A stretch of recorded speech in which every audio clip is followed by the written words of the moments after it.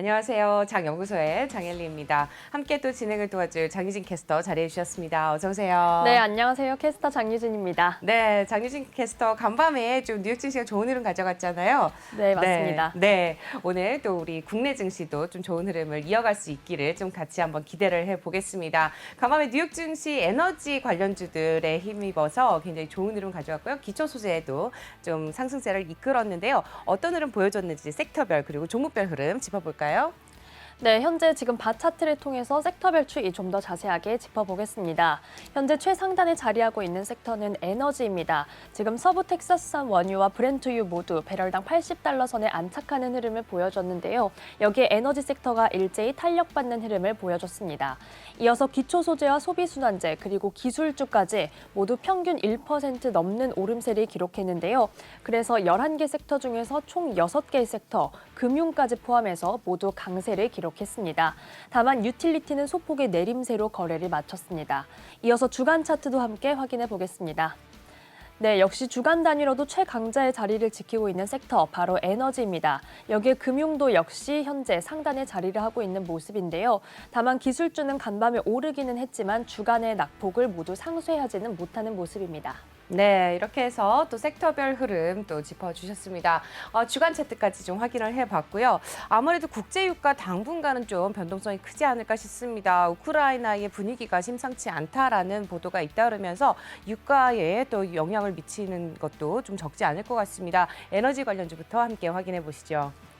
네, 앞서 짚어주신 것처럼 아무래도 지정학적인 리스크가 일부 완화됐음에도 불구하고 또다시 어디에서 터질지 모르는 그런 지금 약간 폭탄을 내재하고 있는 그런 분위기입니다. 하지만 간밤에 그래도 에너지 섹터는 일제히 상승불을 켜냈는데요. 먼저 대장주인 엑슨모빌과 쉐브론부터 확인해 보겠습니다.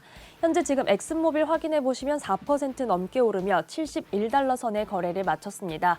여기에 쉐브론도 함께 만나보겠습니다. 역시 2% 넘게 오르면서 127달러 선의 정규장 종가를 형성했고요. 여기에 전반적으로 코노코필립스 그리고 이오지 리소시스까지 모두 초록불이 들어와 있습니다. 네, 에너지 오랜만에 정말 전반적으로 녹색불을 강하게 켜고 있는 흐름 짚어봤습니다. 바로 이어서 기초 소재 또 확인해 보도록 할 텐데요. 특히 프리포트 맥모란 우리 또 구리 관련주에 관심을 가져보시면 좋겠다. 어제 또 강승민 전문가가 구리 관련이지 또 방산 관련주들 또 이구산업 그리고 우리 주로 풍산이었죠. 네, 풍산까지 정확하게 또 짚어주셨는데요. 오늘 또 관련한 또 프리포트 맥모란이 좀 좋은 흐름을 가져가면서 한번 또 기대를 해볼 수 있지 않을까 싶습니다. 함께 주가 확인해 보시죠. 네, 정말 알루미늄 가격이 올라갈 때는 하늘 높은 줄 모르고 올라가는 것 같습니다. 유럽에서도 또 한 번 알루미늄 가격이 급등하고 있다라는 그런 외신들의 보도가 나오고 있는 상황인데요. 다만 현재 시장에서는 이로 인해서 어떤 전력이나 건설, 포장 관련 산업에 어떤 적자에 좀 영향을 미칠 수 있다라는 우려감도 함께 나오고 있는 상황입니다. 다만 프리포트 맥모라는 간밤에 강하게 탄력받았습니다. 3% 넘게 오르면서 42달러 선에 거래 마쳤습니다. 여기에 전반적으로 원자재주 섹터의 상승을 견인하는 흐름 보여줬습니다. 네, 저는 사실 올 연초까지만 하더라도 테슬라에는 투자하면 너무 리스크가 크지 않을까라고 생각을 했었는데 올해 최선호주로 꼽히고 있는 종목이 바로 테슬라입니다. 테슬라 간밤에도 좀 좋은 흐름을 가져갔는데요. 어떤 흐름 가져갔는지 주가 함께 확인해 보겠습니다. 네, 테슬라가 소폭의 오름세로 거래 마치는 흐름을 보였습니다. 1,064달러 선의 정규장 종가를 형성했는데요. 현재 말씀해 주신 것처럼 골드만삭스가 올해 최선호주로 선정을 하면서 계속해서 전기차의 트렌드를 선두지휘할 것이다 라고 이렇게 분석을 했습니다. 또한 목표 주가는 기존에 1,125달러를 제시했는데요. 이번에는 1,200달러로 상향했습니다. 또한 여기에 모건 스탠리 역시 긍정적인 분석을 더했습니다. 아무래도 4분기에 인도량이 최다치를 기록했다라는 점에 계속해서 주목하는 분위기인데요. 여기에 목표 주가는 기존에 1,200달러였는데 이번에는 1,300달러로 올려잡았다는 점도 함께 확인해 보시기 바랍니다. 네, 이렇게 해서 테슬라의 주가까지 함께 확인해보고 오셨습니다.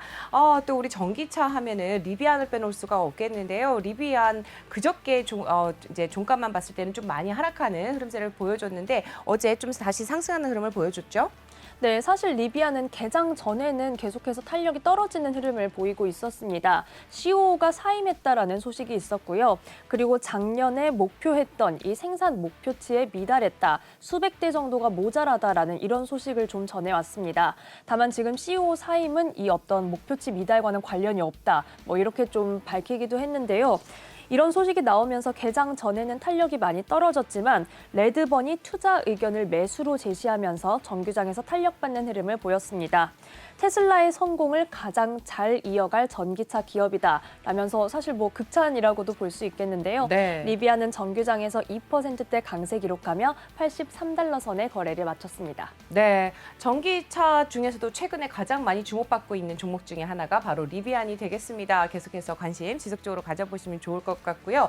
제가 항상 말씀드리는 것처럼 올해 가장 최선호주가 아닐까라고 저 개인적으로 한번 좀 생각을 해봤던 아마존 한번 확인해 보도록 하겠습니다. 아무래도 성장 가능성과 많은 모멘텀을 갖추고 있는 그런 대기업인데 주가가 조금 부담스럽기는 하죠. 진입하기는 그렇지만은 어제 좋은 흐름 가져갔어요. 맞습니다. 간밤에 2% 넘게 오르면서 3,307달러 선에 거래를 마쳤는데요. 지금 모건 스탠리가 아무래도 작년에는 조금 지지부진했던 아마존에 대해서 올해에는 주가 상승이 빨라질 것이다 라고 긍정적으로 분석했습니다. 여기에 투자 의견은 비중 확대를 재차 강조했고요. 목표 주가는 4,200달러 선으로 제시했습니다. 다만 지금 아마존은 노조 관련된 이슈가 남아있는 상황인데요. 미국 노동이사회에서 창고 근로자들 노조 투표 날짜를 좀 다시 한번 정했는데 이전의 투표에서는 조금 아마존 사측에서 개입했다라는 의혹이 남아있는 상황이어서요.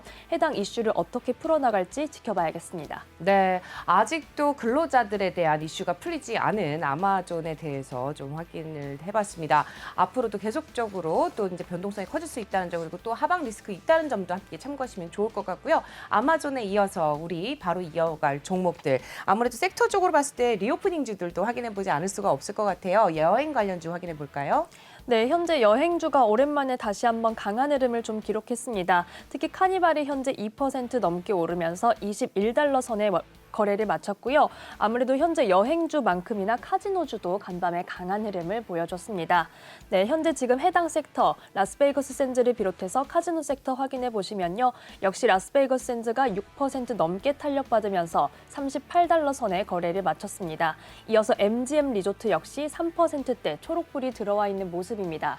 오랜만에 경기 민감주, 약간 좀 소비재 관련된 쪽에서 강한 흐름을 보여줬는데요. 여기에 의류주도 간밤에는 강한 흐름을 보여줬습니다. 의류주 중에서는 아베크롬비앤피치를 개별 종목으로 확인을 해볼 텐데요. 네, 현재 아베크롬비앤피치 확인해 보겠습니다. 정규장에서 7%나 넘게 거의 8% 가까이 상승률을 기록하면서 34달러 선에 거래를 마쳤습니다. 연말 성수기 이후에 수요가 견고해지고 있다라고 이렇게 보고를 해왔는데요. 다만 매출 가이던스를 하향 조정했다라는 소식도 함께 확인하셔야겠습니다. 아무래도 지금 긍정적인 이슈와 부정적인 이슈가 좀 섞여 있는 상황인데요. 애프터마켓에서는 일부 상승폭을 반납하고 있습니다. 네, 이렇게 해서 아베크롬비앤피치, 네, 젊은 분들이 좋아하는 브랜드죠. 함께 확인해 보셨고요. 의류 섹터까지 확인을 해봤습니다. 자, 이어서 우리 2022년에 주목할 만한 종목들 저희가 계속해서 짚어드리고 있었는데요. 그중에 최선호주들 중에 대장주인 애플부터 확인을 좀 해보도록 하겠습니다. 애플 간밤에는 좋은 흐름을 가져갔지만 사실상 다른 종목에 비해선 상대적으로 성장세가 둔화될 것이다, 혹은 좀 비교적 덜 성장할 것이다 라는 얘기들이 나오고 있었는데 우리 주가 차트 확인해 볼까요? 네, 말씀해 주신 것처럼 아무래도 성장세가 조금 둔화할 것으로 전망된다라고 번스타인이 조금 아쉬운 그런 분석을 내놨습니다. 다만 목표 주가는 좀 상향 조정을 했는데요. 우선 투자 의견은 기존의 시장 수익을 좀 다시 한번 유지를 했고요. 목표 주가는 132달러로 제시를 했었습니다. 현재가보다 좀 많이 낮은 수준인데요. 이번에는 170달러로 상향했지만 역시 현재가보다 조금 낮은 수준입니다. 다만 어제는 또 키방크에 저희가 투자 의견을 전해드린 바가 있었는데 키방크에서는 191달러의 목표 주가를 재차 강조했다는 점도 함께 전해드립니다. 어떻게 보면 올해 예상했던 애널리스트들이 예상한 목표 주가를 이미 달성을 했다 이렇게 볼 수도 있겠는데요. 하지만 애플은 언제 들어가도 늦지 않다라는 이야기가 나오는 만큼 이렇게 하방 압력을 받았을 때 진입하는 것을 한번 생각해 보시면 좋을 것 같습니다. 바로 이어서 살펴볼 종목들 마이크로소프트와 메타 플랫폼스 함께 짚어주실까요? 네, 지금 마이크로소프트 우선 간밤 간밤에는 강보합권에서 거래 마치는 흐름을 보였는데요. 마이크로소프트 살펴보면서 잠시 통신주로 좀 건너갔다 오겠습니다. 지금 AR 시장에 대한 이야기인데요. 월스트리트 저널이 작년에 약 100여 명의 AR 관련 근무자가 마이크로소프트를 떠났다라고 이렇게 조금 보도를 해왔습니다.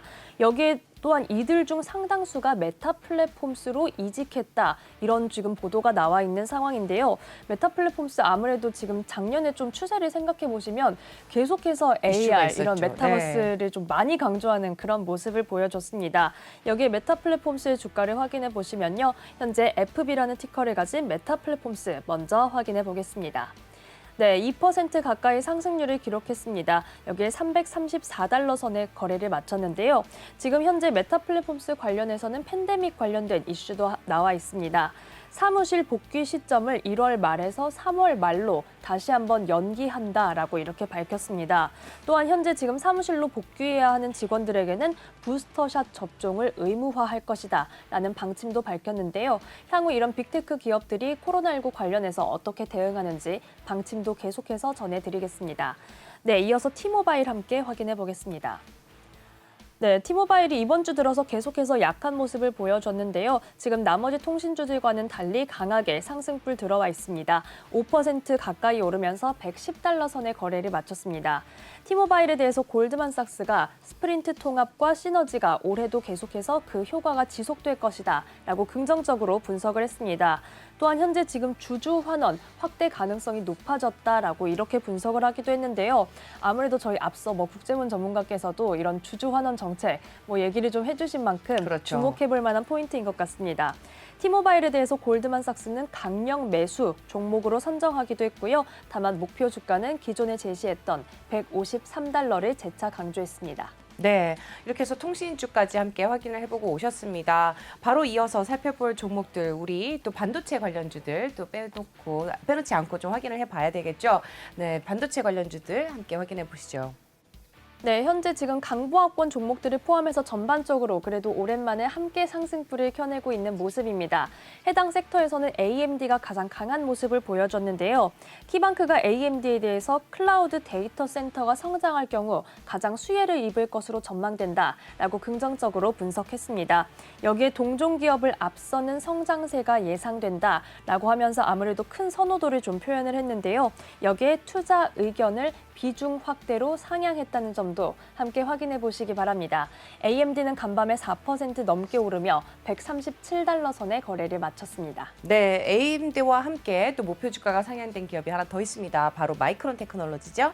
네, 마이크론 테크놀로지 우선 간밤에는 강보합권의 거래 마치는데 그쳤지만요. 하지만 골드만삭스가 목표 주가를 기존에 101달러로 제시했는데 이번에는 116달러로 제시했다는 점도 함께 살펴보시기 바랍니다. 네, 마지막으로 하나만 더 확인해봐야 될 텐데 어제 상승세를 가져갔던 모더나의 주가까지 함께 확인을 좀 해보도록 하겠습니다. 모더나 간밤에 좀 많이 빠진 것 같아요.